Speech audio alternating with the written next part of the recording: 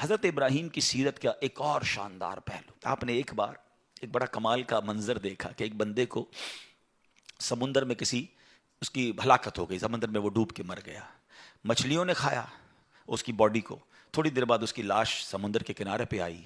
تو پھر جانوروں نے کھایا، اس کے بعد دیکھا کہ پرندے آئے، پرندوں نے بھی اس کی باڈی سے کھایا۔ آپ کے ذہن میں خیال آیا کہ یا اللہ، یہ بندے کو قیامت کے دن تو کیسے اٹھائے گا؟ ایمان تو تھا مگر اس کی باڈی کے اجزاء تو 3 الگ الگ مخلوقات کھا گئیں، اور قیامت کے دن یہ واپس کھڑا ہونا ہے اس نے۔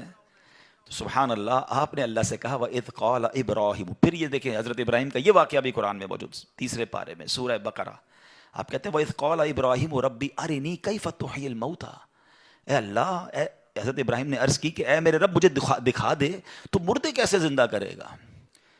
ارشاد ہوتا ہے قَالَ أَوَلَمْ تُؤْمِنْ، اے ابراہیم تو ایمان نہیں لایا، تجھے یقین نہیں؟ قَالَ بَلَا وَلَكِنْ لِيَطْمَئِنَّ قَلْبِي، اے اللہ ایمان لایا ہوں، مجھے یقین ہے مگر میں ذرا دل سے دیکھنا چاہتا ہوں اور قرار آ جائے، میں عین الیقین چاہتا ہوں، میں اس کو مزید دیکھنا چاہتا ہوں۔ قَالَ فَخُذْ أَرْبَعَةً مِّنَ الطَّيْرِ، قرآن کہتا ہے رب نے فرمایا کہ اچھا 4 پرندے لے، فرمایا اس کو اپنے ساتھ ہلا لے، اپنے ساتھ مانوس کر لے، پھر ان کا ایک ایک ٹکڑا پہاڑ پر رکھ دے، منہن جزءا ثم ادعوہن یاتینک سعیا، فرمایا پھر انہیں بلا، وہ تیرے پاس چلے آئیں گے پاؤں سے دوڑتے، وَعْلَمْ أَنَّ اللَّهَ عَزِيزٌ حَكِيمٌ، اور جان رکھ اللہ غالب حکمت والا ہے۔ اب ہوا کیا، حضرت ابراہیم کو حکم ہوا کہ 4 پرندے لیں، اب آپ نے چاروں پرندے الگ الگ لیے، مور لیا، کبوتر لیا، آپ نے مرغ لیا اور ایک گدھ لیا، ان چاروں کو اپنے ساتھ تھوڑا ٹائم رکھا تاکہ وہ آپ سے انسیت پالے، تاکہ چاروں کے بارے میں کنفرم بھی ہو جائے کہ یہی 4 ہے، کوئی اور مکس نہ ہو جائے۔ اس کے بعد آپ نے چاروں کو ذبح کیا، چاروں کا قیمہ بنایا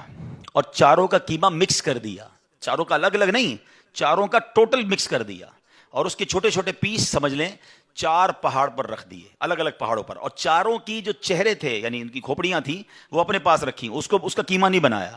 یعنی ان کے سر آپ کے پاس ہیں چاروں پرندے کے، چاروں کا مکس قیمہ ہو چکا ہے، اور 4 الگ الگ پہاڑ پر رکھ دیے۔ قرآن نے کیا کہا تو انہیں پکارو،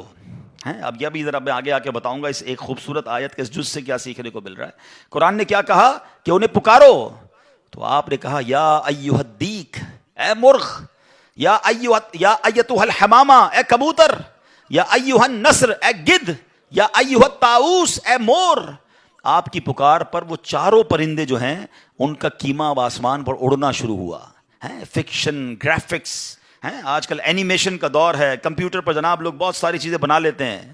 سنو 5000 سال پہلے قرآن میں یہ واقعہ موجود ہے کہ کیا ہوتا ہے، ان چاروں کا قیمہ اڑتا ہے، اور اب جس کا مرغ کا ہے وہ مرغ کی طرف، مور کا ہے تو مور کی طرف، کبوتر کا چاروں کے جسم پورے کمپلیٹ ہوتے ہیں، سر نہیں ہے، سر تو آپ کے پاس ہے نا، وہ چاروں پرندے بغیر سر کے دوڑتے ہوئے آپ کے پاس آتے ہیں، زندہ ہو جاتے ہیں مگر سر نہیں ہے، قریب آتے ہیں تو حضرت ابراہیم نے ان کا سر جو ہے وہ واپس ان کے پاس لگا دیا، سب سر بھی ان کا لگ گیا، آ کر دانہ چگنے لگ گئے۔ حضرت ابراہیم نے اپنی آنکھوں سے مردوں کو زندہ ہونے کا واقعہ دیکھا اور آپ کے دل کو اطمینان اور قرار آیا، یہ میرا رب یہ ہے۔ کیسے کہتے ہیں کسی کو شیر کھا جائے، کسی کو مچھلی کھا جائے، کسی کی سمندر میں موت آ جائے، معاذ اللہ کسی کے پرخچے اڑ جائیں، کوئی آگ میں راکھ ہو جائے،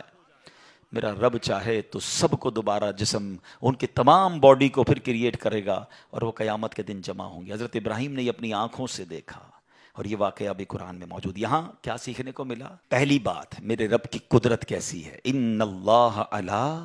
کل شیء قدیر، ٹھیک ہے۔ دوسری بات، علماء کہتے ہیں، صوفیانہ تفسیر اس کی لکھی گئی کہ 4 پرندے کیوں لیے گئے، کبوتر، مور، گدھ، اور چوتھا کون سا تھا، مرغ۔ فرمایا ان چاروں کی نا ایک ایک بری خصلت ہے۔ مرغ ہے اس کے اندر شہوت بہت ہے، جو کبوتر ہے اس کو اپنی اڑان پر بڑا ناز ہے، بڑا تکبر ہے، بہت اونچا اڑتا ہے۔ فرمایا گدھ جو ہے اس کا کیا پرابلم ہے، گدھ کے بارے میں فرمایا کہ وہ لالچی بہت ہے۔ اچھا، پھر اس کے بعد ایک اور پرندہ ہے مور، اس کو اپنی خوبصورتی پر بڑا ناز ہے، وہ خوبصورتی کی وجہ سے بڑا پراؤڈ فیل کرتا ہے۔ تو فرمایا یہ 4 بری عادتیں ہیں، اس کو ذبح کر کے یہ پیغام دیا گیا کہ اگر تم بھی اپنی اونچی اڑان، اپنے اونچے مرتبوں، اپنے اونچے مقام کا تکبر چھوڑ دو، اپنی خوبصورتی پر گھمنڈ کرنا چھوڑ دو، ہوس اور شہوت کے بعد اپنے آپ کو بچا لو، لالچ کر کے دنیا کے بال کے پیچھے بیڑا غرق اپنا نہ کرو، اگر ان عادتوں کو ذبح کر دو تو اللہ آج بھی تمہارے دل کو زندہ فرما دے گا۔ ان کو زندہ کیا نا، فرمایا ان عادتوں کو ختم کرو، رب تمہارے دل کو زندہ فرمائے گا اور اس میں نور داخل فرما دے گا۔ علماء نے اس کی صوفیانہ تفسیر یہ لکھی۔ اور اب ایک اور عقیدے کی بات بھی، کنفیوژن پھیلانے والے بہت کنفیوژن پھیلاتے ہیں، میں تو قرآن سے آج آپ سے بات کر رہا ہوں نا۔ اللہ نے کیا کہا کہ انہیں پکارو، وہ تو دنیا میں نہیں تھے پرندے، مر چکے تھے، کیما بن چکا ہے،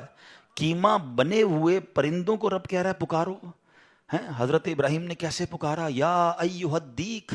یا ایتھا الحمامہ، آپ کبوتر کو پکار رہے ہیں، آپ گدھ کو پکار رہے ہیں، قرآن کہہ رہا ہے پکارو اور نبی پکار رہے ہیں۔ آج کسی کو نہ جانے یا رسول اللہ سے پرابلم ہو جاتی ہے، کسی کو یا غوث پاک سے یا پرندوں کو پکار رہے، قرآن کہہ رہا ہے، تو اس کا مطلب دنیا سے اگر کوئی چلا بھی جائے تو اس کو پکارنے میں کوئی خدا نہ خواستہ پرابلم نہیں ہے۔ اللہ سمجھ کے تھوڑی پکارتا ہے کوئی، اللہ کے بندے سمجھ کے نہیں پکار رہے ہیں نا، اللہ کی